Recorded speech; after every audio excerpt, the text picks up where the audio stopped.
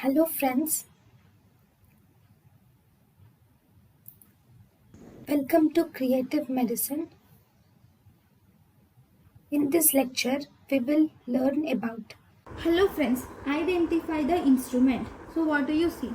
This is like a small forceps or some action. There is a pinch hook action. Like if you, if you press this will open. So there is a pinch cock action. So that is called as pinch cock action. That is while pinching it, you will these will open. Okay. So pinch cock action. Okay, and here if you see, you will see presence of fine transverse serrations are seen. So what is this instrument? This is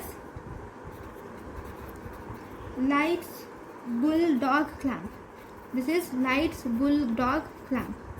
So what do you see? What is the use of it? It is used for temporary occlusion of blood vessels. It is used for temporary occlusion of small blood vessels.